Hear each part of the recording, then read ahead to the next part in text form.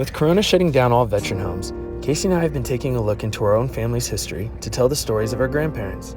My grandpa's history is a little hard because my grandmother is no longer alive and most of his war and service memorabilia of his 31 years of service all burned up in a fire. I was super fortunate to have my cousin conduct an interview with my grandpa shortly before he died of a sudden heart attack. This sit-down is the first time that I've heard his backstory and all of his times in service in these three major wars. All right, here we are at my mom and dad's place. Let's go interview my mom about my grandpa.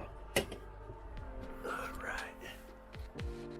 For everyone out there, this is my mom, Deirdre Gomez. This is really fun to be with you. So tell us a little bit about yourself. So I was born in Munich. Dad was stationed with the family in Oberammergau, and he was working for NATO at the time as part of the Air Force. At the time, I had 3 older sisters, and I'm the baby. After I was born, they were stationed there for 2 more years, and Dad got transferred to Tucson, Arizona. So we moved to Tucson, and from there to Langley in Virginia, back to Tucson, back to the Pentagon in Washington, D.C., then to California at George Air Force Base, and at that time he was a full colonel, 31 years in the military, and he decided to retire from there. Do you remember the age that you were in between going from Tucson to California and Langley in the middle? Do you remember? Literally every 2 years. So a standard officer rotation, yeah. Okay. We ended up in Sun River, Oregon in 1970. Connecting the dots, I think it's really cool and really, really crazy is the connection that we have with our grandparents and the bases that we served at. So I haven't served at many bases, 4, and Casey's only served at 2, but her grandma ended up separating at Beale, where she separated at. My word. And I ended up serving, you know that? No. My grandma was stationed at the same base that I was stationed at, and it was both our separation base. Oh no, really? And I ended up being at Edwards Air Force Base, which used to be George Air Force Base. So that's really crazy. So that's kind of a weird connection that I have. So living that short period of time when Casey and I got married in like Redwoods or Redlands, that was really cool. So just to have that connection with Grandpa, I think knowing that area, living out there, knowing the desert heat, I think that was kind of cool. Yeah. As far as my memory, Grandpa passed away when I was 3. 92, March of 92, actually.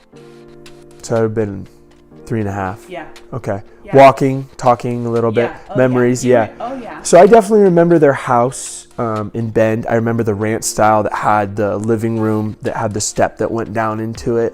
I remember his smell, him holding me, and that's about it. I just Poppy, I don't know. I just have really good memories of everything related to your dad. I think my love for goodies and Bend and the smell of lava rock and skiing, all that comes from some sort of internal connection to that. Yeah. His spirit. So this was an interview that my cousin Ryan was able to do, and part of this journey is going to be us connecting the dots and putting the puzzle pieces together of who and what my grandparents and Casey's grandparents did and what they represented. So this is the hard part about my grandpa is there's not much. The fire burned up most of his stuff, if not all of his medals. So this interview is treasure to us to have this. So Yes, for sure. yes. So we're gonna do it in a way that I'm gonna read out the questions, and then my mom's gonna read the answers. And I've never heard the answers to these questions. My mom, I've been wanting to sit down and do this and just have it be as genuine as possible. So question number 1, in what branch of the armed forces did you serve? He served in the U.S. Army Ground Forces, specifically the infantry. Which is an interesting answer because he didn't say that he served in the Air Force, which is where he retired. So that's why do you think he did that? Right. Do you think he represented more with his time in the Army because it was during World War II? Well, I think her interview was was for a World War II soldier. Okay, So that's what he focused on. that makes a lot of sense. Which is really cool because I'm really curious about his time in World War II. If there's any mystery about Grandpa, I think it's that. So, Yeah, I didn't know a lot that I have read. And it's really cute because he communicated by typing, and he typed his answers. And that's just very endearing. question number 2. Where were you stationed during World War II?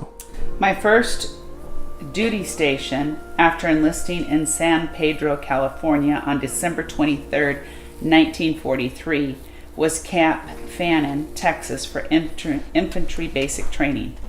After completing basic training, I was assigned as an instructor at Camp Fannin until February 1945. From Camp Fannin, I went to Europe and was assigned to the 90th Infantry Division just in time to participate in the crossing of the Mosel River and 3 major campaigns that took us out to the outskirts of Prague, Czechoslovakia, at the end of the war. He's a badass. That's pretty cool. Isn't that just crazy to think that he did that? Yeah. He got it in your blood. He fought 3 wars. Okay. So I think it was really cool. He mentioned that he went straight from training to an instructor. I know. So he must have excelled in some way, maybe his marksmanship. I don't know what they noted and was like his leadership, something. But clearly he went just kaboom, kaboom, kaboom. And it was just how he chunked away. So from enlisted, and really hasn't gotten to his officership yet. So I think that's really cool. All right. Sorry for that, everyone. Number 3, what were your duties? My duties began as a squad leader and ended up as a platoon leader. A squad has 12 men assigned, and a platoon consisted of 36 men plus a heavy weapons detachment. Okay, so what was the morale in your unit? Okay. So the morale of my unit was extremely high. The food, this is so fascinating to me. The food was K rations, mostly, but good. When we were able to get hot foods, they were excellent. We had no quarters. Whew. This is really hard.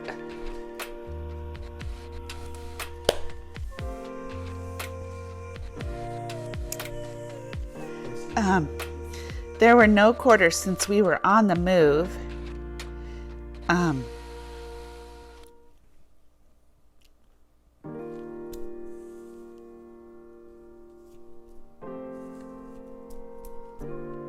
I think this is so hard because of the climate of our country. And my dad gave his life for freedom, and I just,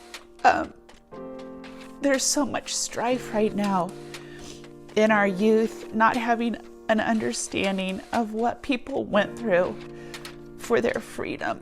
And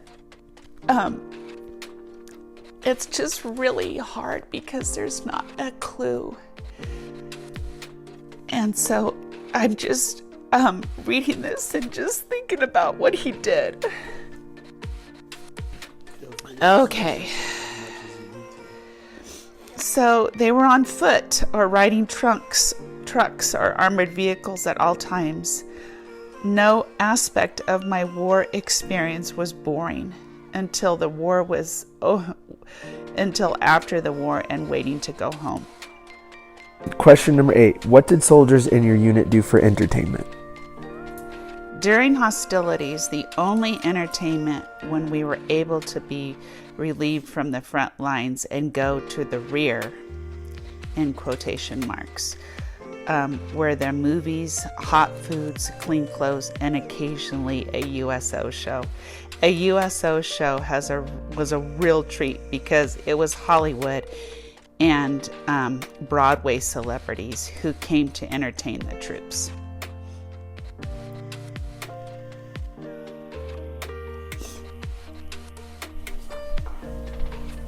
Just take it for granted, you know? Yeah. So I'm so proud of you for doing this, because people should know. They need to know. And so it's just amazing to finish this and finish strong. You're doing it for Grandpa. He's really proud. It's so cool that, and it's his little typewriter, and he was a one finger guy. This is how he typed, and he was really fast and really good, and it was so cute. What part of the war do you remember as being the worst time for America? When President Roosevelt died suddenly and unexpectedly, just before Easter 1945. When were you most afraid during the war? Leading a night patrol in a very dark German forest that we thought was full of enemies, but it wasn't, he says. That is, wow. What did you think at the time about any or all? So FDR. A great leader, the best president we ever had. I wonder what he thought about Reagan. Okay, Churchill. Also a great leader who complimented FDR very well. A great speaker as well. I love these answers. Stalin. A valuable ally against the Germans, but completely untrustworthy. Hitler. A most hated man, particularly after seeing a concentration camp. Mussolini. A comic dictator, no threat to our forces. The Japanese. Sneaky, deadly, and a definite threat to our country. The Germans. Respected opponents, difficult to understand how they could have gone along with the atrocities committed at Auschwitz, Belsen, etc., etc., etc. The Italians. Never gave them a thought. Obviously no threat to us. It's really funny just having gone through history and college courses and stuff, and the sentiment, and as far as maybe the stereotypical bias, it's very similar to the way that it's portrayed. So it really shows that the winner of history gets to write the books, and the sentiments are very much expressed, I think, the way that the values of the war went, especially the Japanese, and it's very interesting. The internments of the Japanese Americans seemed to be necessary at the time. However, in retrospect, we could have handled the matter in a much better way. Wow. So he was also very compassionate and empathetic and able to be humbled. Yeah. He was an amazing man. The dropping of the A-bombs, on Hiroshima and Nagasaki. An absolute necessity. Really? It saved many thousands of American lives and possibly millions of Japanese if we had gone to invade Japan. The war could have gone on for years. What were you doing when you heard about the Japanese attack on Pearl Harbor? Washing my car in front of our home in Bakersfield, California, and listening to my car radio. Okay. D-Day. Training troops at Camp Fannin, Texas. Getting ready to go. I don't know when this was, but engaged in a firefight with the Germans' SS troops near Prague, Czechoslovakia. Wow. VJ Day. Guarding German prisoners of war at Flossenburg, Germany. Sounds like you won at Prague. And then the death of FDR. Oh, this is hard. He was regrouping after crossing the Main River in Germany under fire. Just thinking about that and having to be there. Yeah. Regrouping with your guys after you just went through Prague. Now you have POWs.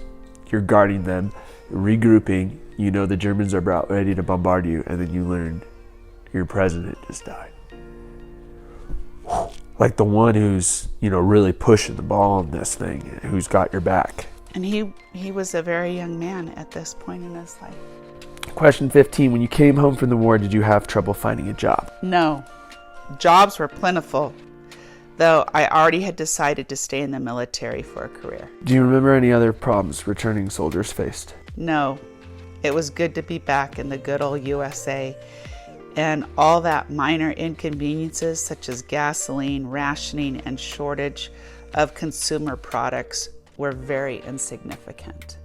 He had his life, obviously. Okay. Are you a member of a certain religious group? Yes, I consider myself a non-denominational Protestant. Question 13. If you do belong to a certain religious group, is it because of birth, conscious choice, or both? Yes. Yes. My religious background was certainly influenced by my family from the time of my birth. I was christened in the Methodist Church. So just a lifelong Christian. Okay. It's just crazy that he wrote this stuff that I didn't know, so it's such a gift. Such a gift. Which American wars have you lived through? How intimately did any war touch your life? A warrior. My dad is a beast. I have lived through and been a member of the U.S. military during World War II, the Korean War, and the Vietnam. That's just mind-boggling to me. It's crazy. I was an infantryman with General George Patton's 3rd Army in Europe. During the Korea conflict, being a member of the U.S. Air Force and serving in a support role on the island of Guam. It was possible to live a normal life in a tropical paradise, yet contribute significantly to the war effort. During Vietnam, I was at Saigon and saw all the trauma, death, and the seamy side of war that was fought politically and did not allow the military to fight to win. Do you sense that America has been changed significantly by any of her wars? If so, specifically how? World War II gave America a very prestigious position in the world, and we were certainly changed economically as the result of the post-war activity. The Vietnam War, being the most unpopular war in my lifetime, caused the American public to somehow blame the U.S. military for involving us in the war. As a result, the returning U.S. veterans were not treated as the heroes they were, but as outcasts and undesirables. The attitude of the American public toward its servicemen caused a great disciplinary problem among our troops, who were of the belief that they did not have the full support of their folks back home. Consequently, the lethargy that permeated the troops resulted in drug use, in some cases rebellion, and lack of respect for their officers and leaders. So he was very much on the opposing side of the conservative belief during Vietnam War, which is, it's crazy. I often don't hear that.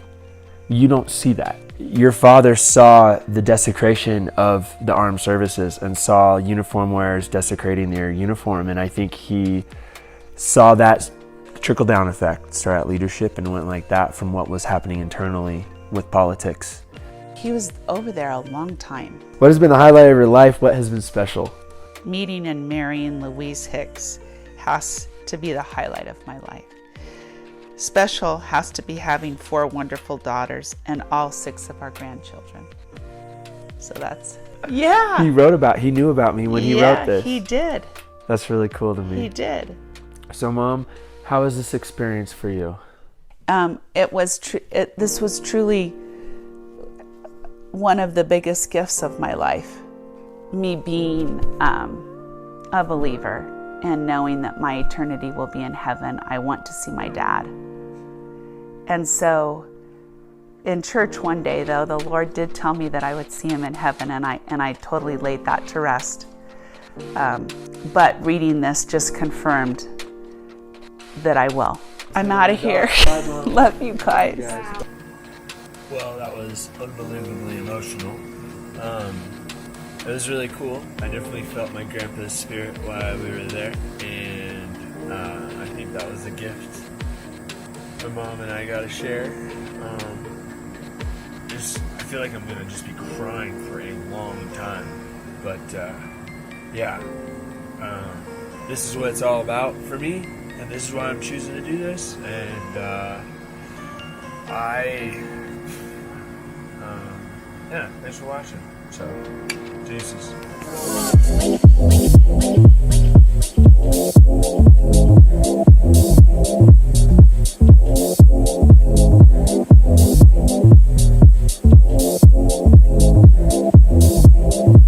What'd you get? Got a brand new guitar. Oh wow, Trying to make some music. that's beautiful.